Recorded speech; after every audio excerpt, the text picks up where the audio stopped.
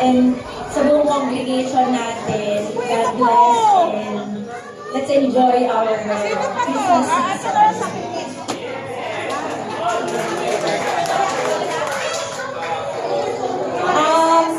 Actually, dalawang oras ito pinag-practicean, pero 3 minutes lang to. Alright, Kuya Evan? Alright, dahil nag-ready pa ang ating tech team, I'll also request, of course, nag-perform din kanina kaya may special airtime. Teacher Gretz, first teacher, ito pala si Teacher Gretz. Sorry na. Ate Gretz, what do you wanna tell naman everybody? Kasi balita ko meron kayo upcoming activity this weekend. And what do you wanna tell your ministry volunteers, teachers? Okay, thank you. Oo, yung sa me and my dad din sa Saturday and Sunday. To the kids, teachers, thank you so much for being in the ministry, for blessing the lives of the kids. You know, whatever you do in the Lord, you're not being paid. And happy po Merry Christmas to one and all. And to all the parents. Alright, sige po.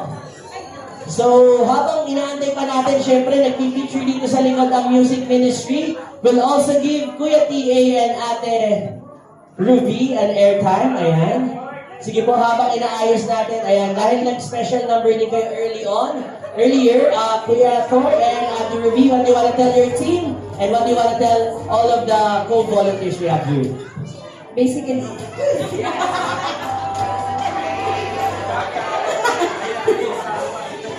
Okay, listen up. so on behalf of music team, I would like to thank everyone who really, picture lang sagad. Vision, compress.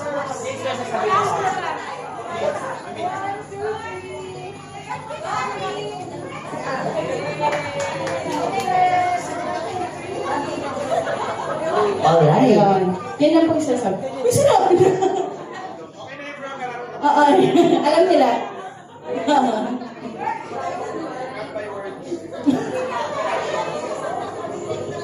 Alright. Sige, thank you very much to our respective ministries. I think we're all set and ready. Okay, without much further ado, please give it up for our ushering ministry.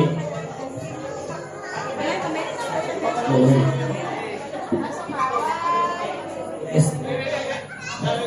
Like this.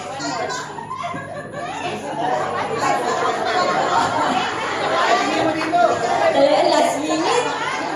Ano yan dalawang oras pa yung pinag-practicean Okay, 1, 2. Katahimikan guys. Ayan na. Okay, 1, 2, 3, go!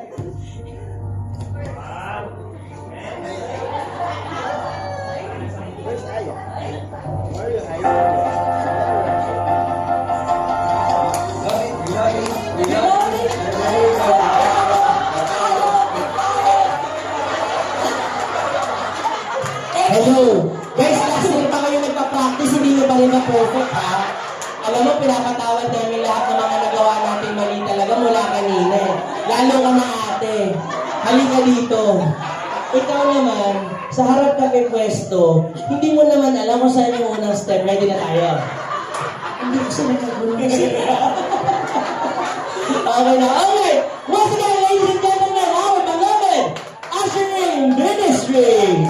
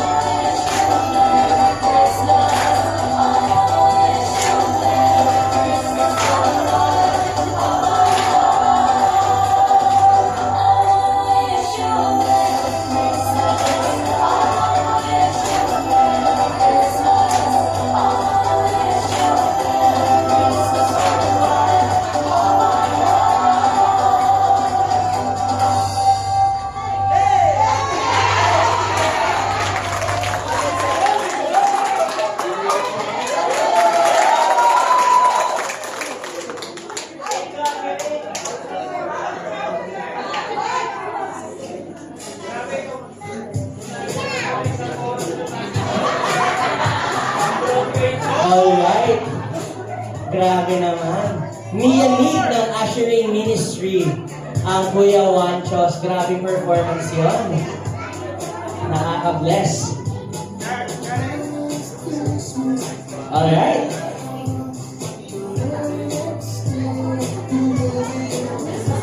And while the whole ushering ministry stays in front, I heard that we have a praise report, and can I request Kuya Rob to join me here on stage? So, kakatawa ko ha. So guys, Merry Christmas. At the same time, we would like to take this opportunity to send off with a blessing. If you were there last Saturday, nag-share siya ng testimony niya. Di ba? Ano ba kayo? So, share his testimony. Really, we are rejoicing with you. But at the same time, we're saddened that alis ka na.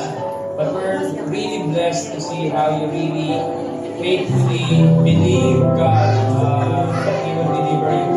I was talking to Michelle, sabi niya 2 years na pala yun. So, thank you, Jonathan. Si Jonathan is, I think in January, right? January, you'll be going to the US as well together with his family. They will be together.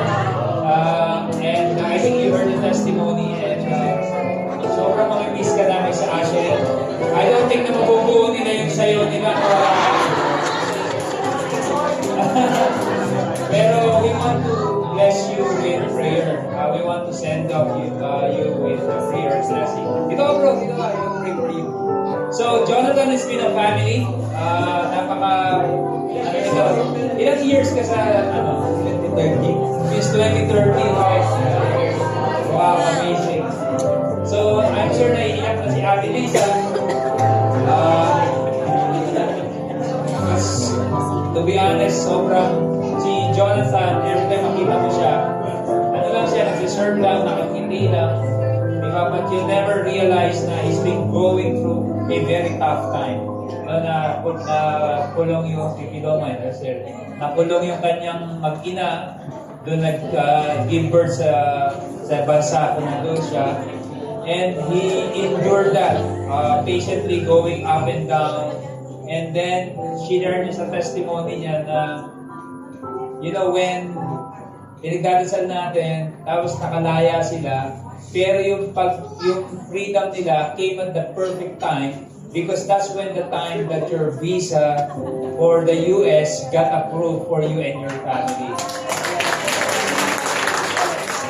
You know, it's so amazing because I'm gonna share with you know, talagang sobrang galing ng timing ni Lord. Okay, so Jonathan, we are so, mixed up right now. Nalulungkot kami, at the same time rejoicing with you because you are gonna be going to a place where God has really planned for you. Okay, let's pray. Guys, can you just stretch your hand of blessing kay Jonathan? And we're gonna pray for you. Lord, we thank you for the life of Jonathan. Truly indeed, thank you for the opportunity given him and us, God, to co-labor in your kingdom. I know, God, any perfect gift comes from you. And your timing is always perfect. Truly indeed that, Lord, as he said in his testimony, man can intend it for evil, but you can turn it for your own. Truly indeed, God, we rejoice. Because when we reap in tears, we harvest with a shout of joy. Lord, thank you for that promise that you have given to us. I speak blessing, God, in the name of Jesus for Jonathan and his family. When they move, God, to the U.S., Lord, to start a brand new season over there, I know that your presence will always come with them, even go ahead of them. Lord, thank you for his faith. Thank you for his, Lord, how he obeyed you and how you were able to sustain him, God, with all the things that he's been through and his family. But God, thank you, because truly indeed reminded me of Job, that, you know, in the time of trials, he just continued to worship you through his act of service. Thank you, God. And we want to honor you and bless you. Lord, your word said that, you know, our labor will never go in vain. Lord, would you cause your blessing? Even I know, God, that the blessing is actually eternal, but you can even pour out part of that, Lord, while He is here on earth. I command that in Jesus' name, that blessing be upon Him. Even God, you will surround Him with spiritual family. Lord, in a place, in a territory that you're going to bring Him, God, and His family. Lord, thank you, because He will be still a blessing in that nation and to the community that you will bring Him in. Lord, thank you for this wonderful time and opportunity to know this man, and Lord, to witness his faith in you, God. Truly indeed, Lord, as a family, we're so happy and we're so blessed, God. Lord, we're sending him, Lord, with mixed feelings. Lord, we're gonna miss him, but at the same time, we're so happy that, Lord, you are blessing him. Jonathan and your family, I pray that the Lord bless you and keep you and make His face shine upon you, be gracious to you, and I pray that the Lord lift up His countenance upon you and your family and grant you peace in the new land that He's going to bring you in Jesus' name. And all of us will rejoice and say, Amen. Alright, and just before we send off with Jonathan, from the Saturday evening congregation, we have a little token for you. Ayan. And would like to thank, of course, our sponsors.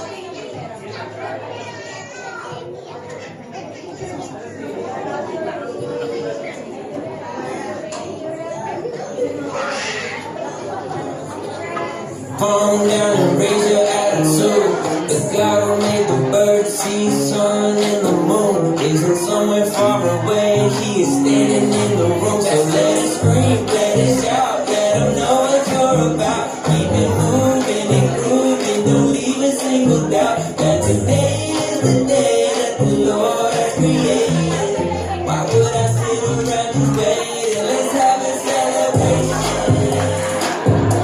It's time to clap our hands and stomp our feet. Let's have a celebration. If you believe that Jesus set you free, it's time to